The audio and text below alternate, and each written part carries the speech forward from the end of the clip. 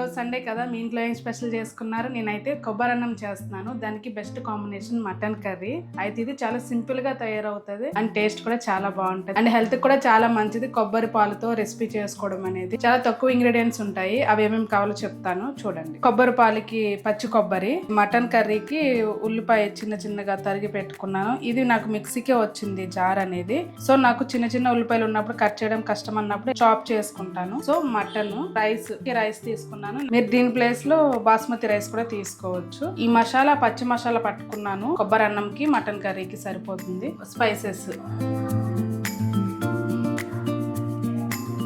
ఇంట్లో రెగ్యులర్ గా దొరికే ఐటమ్స్ తీసుకోండి. పెద్దగా ఎక్కువ కష్టపడిన అవసరం లేదు. సింపుల్ గా టేస్ట్ చాలా బాగుంటుంది. సో మీకు నేను 1 by 1 స్టెప్స్ చూపిస్తూ చేస్తాను. ట్రై చేయాలనుకుంటే నా వీడియో చూస్తూ చేసుకోండి, ఓకేనా? సో ఫస్ట్ మనం కొబ్బరి అన్నం తయారు చేసేసుకుందాము. మీ దగ్గర కుక్కర్ ఉంటే కుక్కర్ పెట్టుకోవచ్చు, లేదు అంటే బ్యాండీ ఏదన్నా పెట్టుకోవచ్చు. నా దగ్గర కుక్కర్ ఉంది కాబట్టి కుక్కర్ పెట్టుకున్నా. కొంచెం నెయ్యి, నేను కొంచెం నెయ్యి యాడ్ చేశాను. మీరు ఓన్లీ నెయ్యితోనే ప్రిపేర్ చేసుకోవాలనుకుంటే కూడా చేసుకోవచ్చు. సో ఈ స్టేజ్ లో మనం బిర్యానీ స్పైసెస్ మేము తీసుకున్నాం అవన్నీ యాడ్ చేసుకోవాలి. ఈ స్పైసెస్ లైట్ గా ఫ్రై అవుతే చాలు. ఈ స్టేజ్ లో ఆనియన్, మిర్చి యాడ్ చేసుకోవాలి.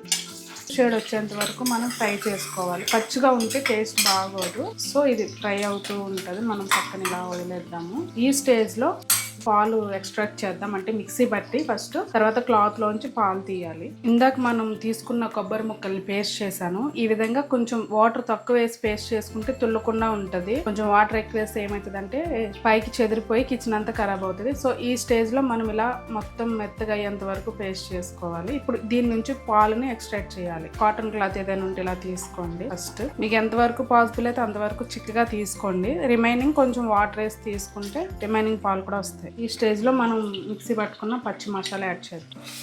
ఇదేనండి అసలైన కొబ్బరి అన్నం. చాలా మంది ఏం చేస్తున్నారంటే ఎక్కువ మసాలాలు అవి ఇవి అడ్డమైన మసాలాలన్నీ యాడ్ చేస్తూ ఉంటారు. అది అథెంటిక్ టేస్ట్ మనకి రాదు. అది డామినేషన్ అయిపోతుంది మసాలాలకి.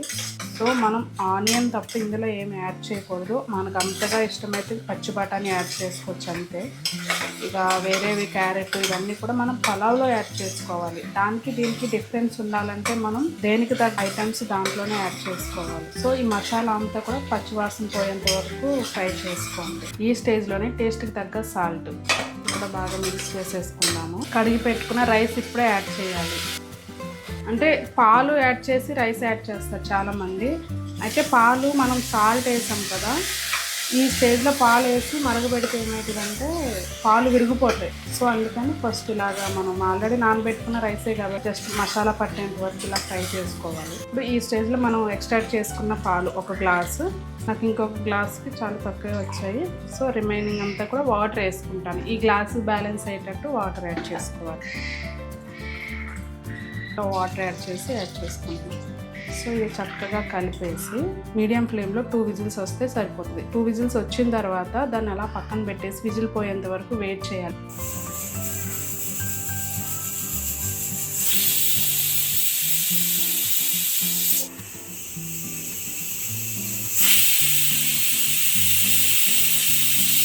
సింపుల్గా మటన్ కర్రీ ఏ విధంగా తయారు చేయాలో చూపిస్తాను. దీనికి తగినంత ఆయిల్, చాప్ చేసి పెట్టుకున్న ఆనియన్. మా ఇంట్లో గ్రేవీ ఎక్కువ తింటాం, సో దానికి కొంచెం ఆనియన్ ఎక్కువ వేస్తాను. మీరు ఫ్రైలా చేసుకుంటే కొంచెం ఆనియన్ తక్కువ వేసుకోవచ్చు. మనం 1/2 కిలో మటన్ కర్రీ చేసుకుంటే 150 గ్రామ్స్ ఆనియన్ వేసుకుంటే సరిపోతుంది, లేదు అంటే 200 గ్రామ్స్. ఇంకా అంతకన్నా ఎక్కువ వేసుకుంటే కర్రీ అనేది స్వీట్నెస్ వచ్చేస్తుంది, బాగోదు కూడా. సో ఈ ఆనియన్ బాగా ఫ్రై అవ్వాలి. లైట్ గోల్డెన్ కలర్ వచ్చేంత వరకు ఫ్రై చేయండి. మూత పెట్టేద్దాం. ఆనియన్ ఈ విధంగా ఫ్రై అయితే సరిపోతుంది. ఫ్రై చేసుకున్న తర్వాత క్లీన్ చేసి పెట్టుకున్న మటన్ యాడ్ చేసేయాలి.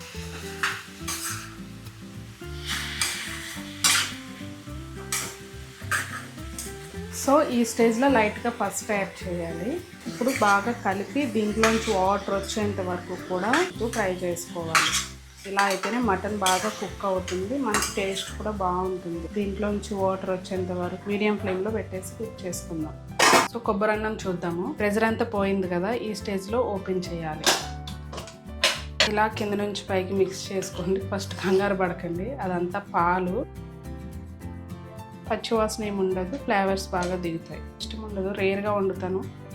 సో మటన్ ఇలా వాటర్ అంతా పైకి తేలేంత వరకు కుక్ చేసుకోవాలి. ఈ స్టేజ్లో మనం మసాలా పేస్ట్ పట్టుకున్నాం కదా, ఈ మసాలా పేస్ట్ అనేది యాడ్ చేసేయాలి.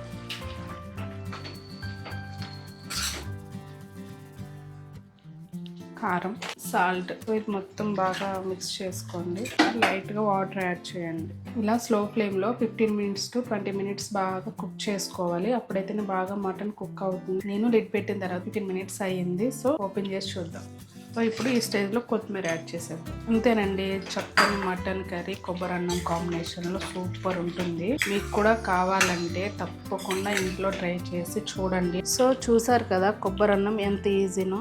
మీరు కూడా ట్రై చేసి టేస్ట్ ఏ విధంగా వచ్చింది అన్నది నాకు కామెంట్ చేయండి. అంతే, ఈజీగా రెడీ అయ్యే కొబ్బరి అన్నం మటన్ కర్రీ రెడీ.